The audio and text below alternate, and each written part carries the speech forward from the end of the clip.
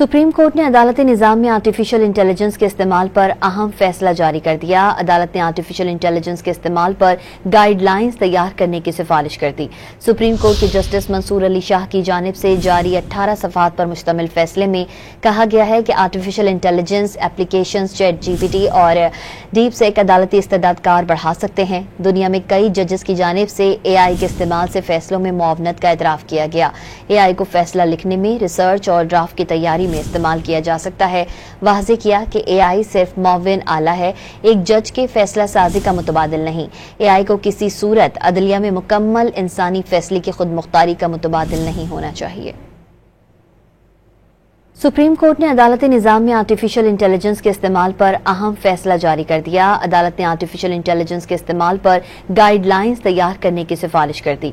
Supreme court के justice Mansoor Ali Shah की जानिब से जारी 18 सफ़हात पर मुश्तमिल फैसले में कहा गया है कि आर्टिफिशियल इंटेलिजेंस एप्लीकेशंस ChatGPT और डीप सेक अदालती इस्तेदाद कार बढ़ा सकते हैं। दुनिया में कई जजेस की जानिब से AI के इस्तेमाल से फैसलों में मुआवनत का एतराफ़ किया गया।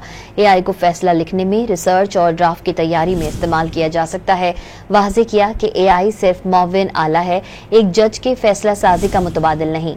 AI को किसी सूरत अदलिया में मुकम्मल इंसानी फैसले की खुद मुख्तारी का मुतबादिल नहीं होना चाहिए।